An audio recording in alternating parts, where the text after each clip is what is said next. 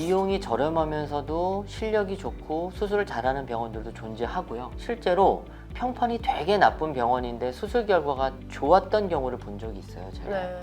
근데 문제는 이제 안녕하세요. 여러분의 모발을 지켜드리는 모법사 방지성 원장입니다. 반갑습니다. 안녕하세요. 안녕하세요. 원장님. 네. 네. 오늘은 원장님 나쁜 병원을 구별하는 방법에 나쁜 대해서 병원. 이야기를 한번 해볼까 해요. 네. 나쁜 병원이라고 소위 말할 수 있는 것들은 어떤 요인이 있을까요? 나쁜 병원이라고 한다면 제가 꼭 걸러야 된다고 말하는 거는 의사 선생님을 볼 수 없는 데는 좀 조심을 하셔야 된다. 네. 예를 들어 그 선생님이 너무 유명해. 그 선생님을 설명을 들었고 지인이 수술했는데 결과가 좋았어. 근데 이 선생님이 너무 실력이 좋고 너무 유명해서 너무 바빠. 정말 실장님만 상담하고 믿고 수술해도 돼. 그런 병원이라면 모르겠어요. 근데 그게 아니고 이 원장님을 보고 내 상태를 물어보고 싶기도 하고 직접 뵙고 뭔가를 커뮤니케이션을 하고 싶은데 원장님이랑 이게 잘 안 돼. 이런 병원은 사실 좀 상업적일 가능성이 좀 있어요. 네.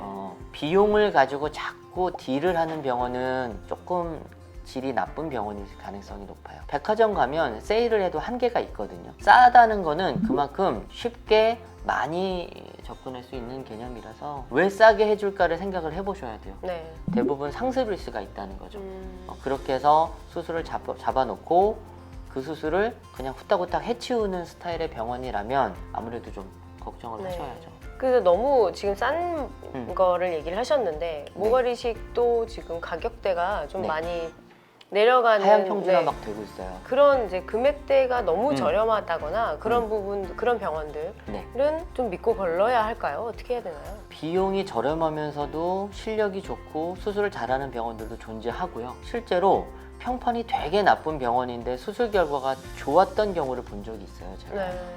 근데 문제는 이제 어떤 선생님이 어떻게 수술했는지를 알 수가 없어요. 그 병원에 있는 선생님 중에도 실력이 좋거나 아니면 잠깐 실력이 좋은 선생님이 있다가 떠나는 경우도 있거든요. 그쵸. 수술 결과가 좀 자신이 없거나 아니면 컴플레인 환자가 많으면 사실 후기 관리도 하는 편이에요, 병원들이. 저희 병원 같으면 후기 관리를 안 하거든요. 솔직히 말씀드리면 원장님 도대체 왜 이렇게 너무 없어요? 없으니까 믿음이 간다는 얘기를 하시는 경우가 있거든요. 네. 너무 좋은 후기가 많고 너무 완벽해. 가능할까요, 이게? 가능할 거예요. 그러니까 그런 것도 포인트가 될 수 있어요. 내가 검색을 하는데 근자에 가까운 시일 안에 좋은 후기가 너무 많이 모여 있어. 후기가 10년 동안 천천히 쌓인 병원이라면 괜찮죠. 근데 2, 3년 안에 후기가 너무 많고 좋은 후기가 너무 많아. 좀 이상하다. 그렇게 생각하셔도 되고 그게 힌트가 될 수도 있어요.